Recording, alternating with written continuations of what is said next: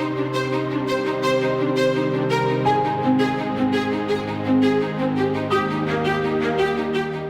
everyone, my name is Naman Goyal and today we are going to learn chapter 8 of class 10th introduction to trigonometry।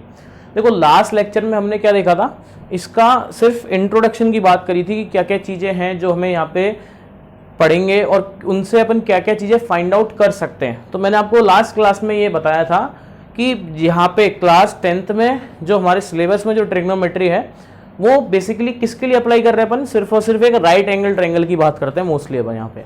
ठीक है, अब देखो यहाँ पे हमारे पास क्या होते हैं ना, 6 ट्रिग्नोमेट्रिक रेशियोज होते हैं। क्या होते हैं? 6 ट्रिग्नोमेट्रिक रेशियोज होते हैं। अच्छा, कौन कौन से होते हैं? जैसे फॉर एग्जांपल ये हमारे पास एक राइट एंगल ट्रायंगल है, ठीक है, इसको ए बोल दिया, इसको बी बोल दिया, इसको सी बोल दिया। ठीक है, ठीक है क्या? अच्छा, एंगल बी यहाँ पे क्या है? 90 डिग्री है। देखो अगर एंगल बी 90 डिग्री है तो एंगल सी के रिस्पेक्ट में अगर मैं बात कर रहा हूं तो बी सी क्या हो जाएगा? बेस हो जाएगा। दिस इज बेस हो जाएगा। ठीक है, ये क्या हो जाएगा? परपेंडिकुलर, और ये क्या हो जाएगा? हाइपोटेनियस। ठीक है, ऐसा हो जाएगा। ठीक है, ये क्या हो जाएगा? बेस हो जाएगा, ये परपेंडिकुलर हो जाएगा और ये हाइपोटेनस हो जाएगा। ये किसके रिस्पेक्ट में बात कर रहे हैं अपन? एंगल सी के रिस्पेक्ट में। अगर यही बात है मैं एंगल ए के रिस्पेक्ट में कर रहा होता तो बेस अब क्या हो जाता? ए बी बेस हो जाता और उसके सामने वाली साइड बी सी परपेंडिकुलर, और हाइपोटेनस तो देखो यही रहेगी क्योंकि हाइपोटेनस का मतलब होता है जो सबसे बड़ी साइड है।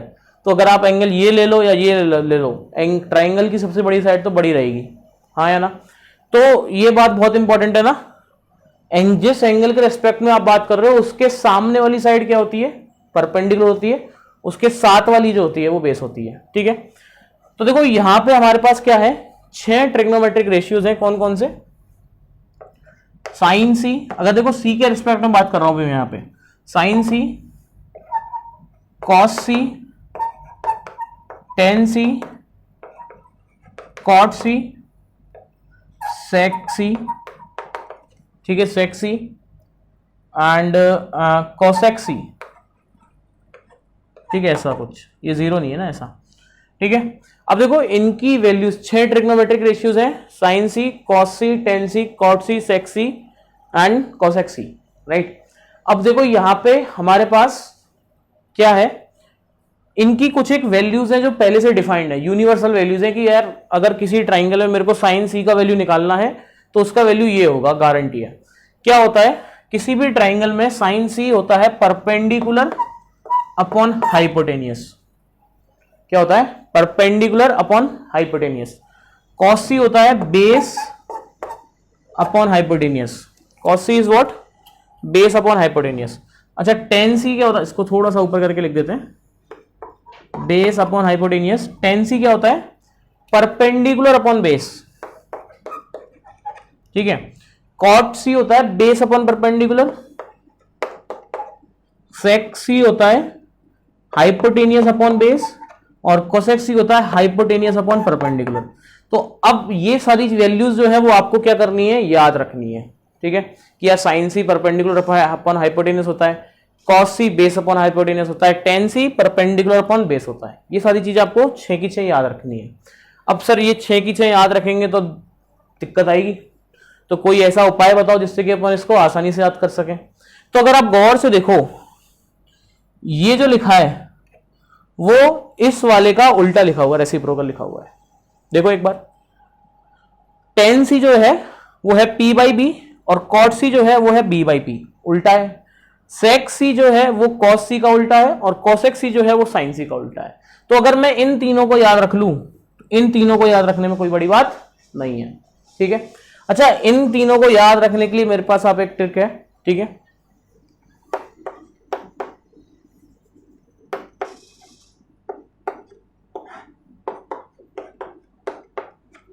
ना, P B P H H B. ठीक है, P upon H sine, B upon H cos, P upon B tan. Cot निकालना है तो टेन वाले को उल्टे में ले लिया, सेक्सी निकालना है तो इस वाले को उल्टे में ले लिया, cos x ही निकालना है तो इस वाले को उल्टे में ले लिया, ठीक है। ये कैसे याद रखेंगे, देखो पढ़ ले भाई पढ़ ले, हार्ड है बुक, सही है ना यार, देखो पढ़ना तो पड़ेगा है, तो पढ़ ले भाई पढ़ ले, हार्ड है बुक, बुक हार्ड है, तो पढ़ ले भाई पढ़ ले, हार्ड है बुक। कहानी पकड़ में आ गई क्या? तो P अपॉन एच साइन सी हो गया, B अपॉन एच क्या हो गया, कॉस सी हो गया, P अपॉन बी क्या हो गया, टेन, और इसका उल्टा करके अपन ने लिख दिया। अच्छा अब देखो ये जो सेक सी है वो किसका उल्टा है, कॉस वाले का, तो सेक सी का वैल्यू क्या मैं 1 अपॉन कॉस सी भी लिख सकते हैं।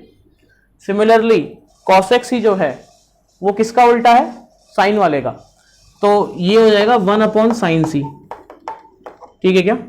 अच्छा कॉट जो है वो किसका उल्टा है, टेन वाले का, तो ये हो जाएगा 1 अपॉन टेन सी,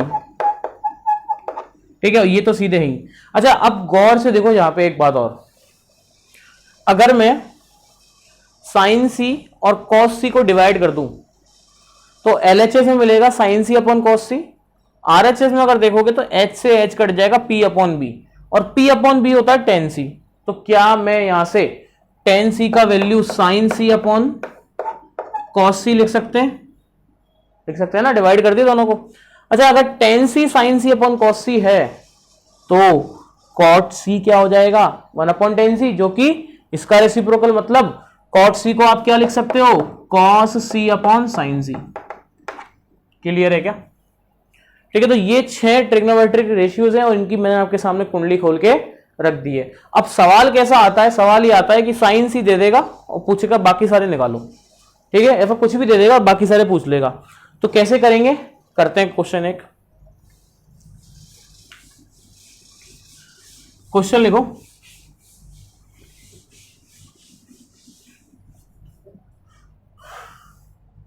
क्वेश्चन लिखो, in a right angle triangle, angle triangle A B C 90 B, angle B is 90 degree, tan A is equal to 4/3, then find all trigonometric ratio of angle A।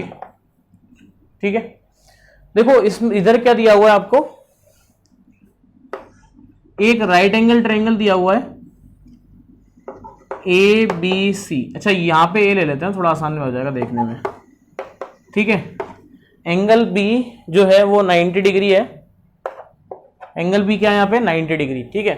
अब आपको इस triangle में क्या दिया हुआ है, आपको दिया हुआ है tan A का वैल्यू कितना है 4/3, tan A का वैल्यू कितना है 4/3, ठीक है। अब ये पूछ रहा है कि for angle A you have to find out all the other trigonometric ratios, ये हमें निकालना है, ठीक है। तो मतलब साइन ए निकालना है, कॉस ए निकालना है, कॉट ए तो आ गया मुफ्त में, टेन ए पता है, कॉट ए पता है, उल्टा ही करना है उसको, कॉस सेक ए निकालना है और कॉसेक ए निकालना है, ये सारी चीज अपने को फाइंड आउट करनी है। अच्छा देखो अगर मेरे को ये सारी चीजें फाइंड आउट करनी है तो उसके लिए अगर मेरे को तीनों साइड पता हो जाए तो मजा आ जाएगा ना। मजा क्या आएगा, क्योंकि होता क्या है, साइन सी क्या होता है, परपेंडिकुलर अपॉन हाइपोटेनियस, तो tan सी tan ए क्या होता है, tan ए क्या है इस केस में, परपेंडिकुलर अपॉन बेस, सो BC अपॉन AB है, ये क्या है BC अपॉन AB के बराबर है। अब आपको ये पता है कि कोई भी दो क्वांटिटी अगर किसी रेशियो में दी हुई है तो एक क्वांटिटी को मैं 4K मान सकता हूं और एक क्वांटिटी को मैं 3K मान सकता हूं। तो मैंने क्या किया, इसको 3K मान लिया, इसको 4K मान लिया। तो क्या यहां से पाइथागोरस थ्योरम का यूज करके क्या AC in terms of K आ जाएगा, आ जाएगा। So therefore AC is equal to under the root of AB square plus BC square. तो यहां से आ जाएगा AC is equal to under the root of AB square, बोले तो क्या 3K का स्क्वायर, तो लिख देते हैं ना 3K स्क्वायर प्लस BC बोले तो 4K स्क्वायर, तो AC बराबर आ गया 9K square plus 16K square. अच्छा 9K square plus 16K square कितना हो गया 25K स्क्वायर। तो AC यहां से क्या आ चुका है हमारे पास, under the root of 25k square, so therefore AC is equal to 5k। कितना आ गया AC? 5 के बराबर आ गया। कहानी पकड़ में आ गई क्या? अब हमारे पास तीनों साइड आ चुकी है इन टर्म्स ऑफ के, तो यहां से अपन फटाफट से निकाल लेते हैं। साइन ए निकालना है। साइन ए होता है परपेंडिकुलर अपॉन हाइपोटेनियस। परपेंडिकुलर कितना है? 4k। अच्छा ये कितना आया था? 5k। तो ये हो जाएगा 4k अपॉन हाइपोटेनियस 5k, तो ये आ गया 4/5। ठीक है। अच्छा कॉस ए, कॉस ए क्या होता है? Base upon hypotenuse. तो बेस कितना है? 3k और हाइपोटेनियस कितना है? 5k, तो ये आ जाएगा 3/5। अच्छा कॉट ए निकालने के लिए आप वैसे भी निकाल सकते हो, नहीं तो डायरेक्ट इसको रेसिप्रोकल कर दो, क्योंकि हमें पता है क्या कि cot A is the reciprocal of tan a। तो कॉट ए का वैल्यू कितना आ जाएगा? 3/4। Sec A, sec A is the reciprocal of cos A, तो ये 3/5 था, तो ये कितना आ जाएगा? 5/3। और आखिरी कोसेक ए, कोसेक ए होता है साइन का उल्टा, साइन का रेसिप्रोकल, राइट। तो ये कितना आ जाएगा? ये 4/5 है, तो ये आ जाएगा 5/4।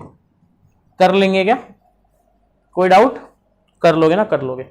आगे बढ़ते हैं ना, आगे बढ़ते हैं। एक क्वेश्चन और करते हैं ना, समझ में आया? अगला क्वेश्चन लेंगे।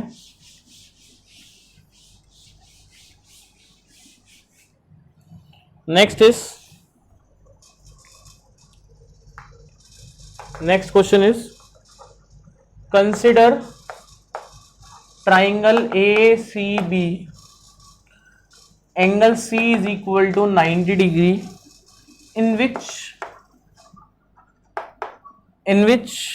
AB is equal to 29 centimeter, BC is equal to 21, BC is equal to 21 centimetre, angle ABC is equal to theta. अच्छा इसको अपन बोलते हैं थीटा, थीटा, ठीक है। देन फाइंड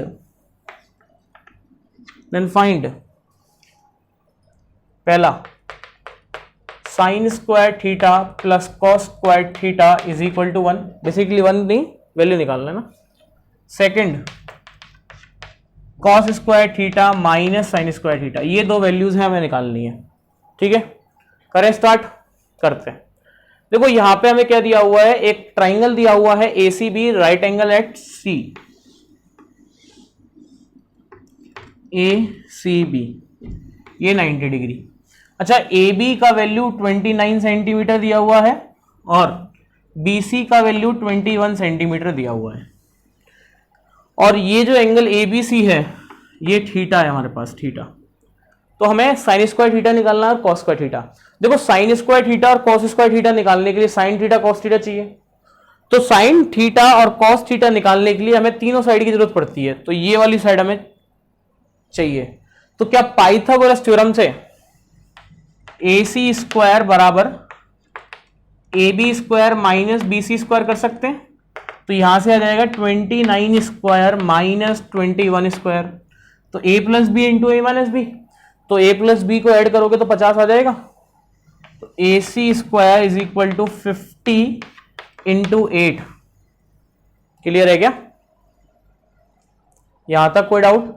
तो आई थिंक ये लिखा हुआ है AC बराबर 400 लिखा हुआ है, तो AC बराबर कितना आ जाएगा? 20 सेंटीमीटर आ जाएगा। तो यहां से ये हमारे पास आ गया 20 सेंटीमीटर। तो अगर हमारे पास ये आ गया है तो अब हमें निकालना क्या था? Sign square theta plus cos square theta.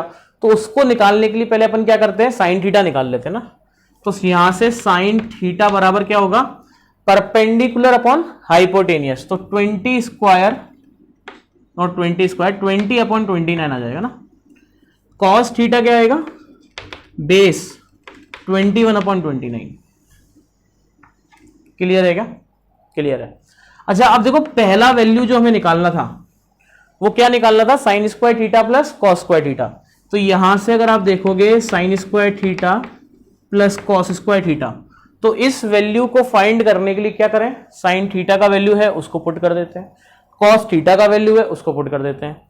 तो जैसे मैं ये पुट करूंगा तो यहां से मिलेगा 20/29 का स्क्वायर प्लस 21/29 का स्क्वायर कर लेंगे, ठीक है, इज इक्वल टू एलसीएम आ गया दोनों का 29 का स्क्वायर, ऊपर लिखा हुआ है 20 का स्क्वायर प्लस 21 का स्क्वायर।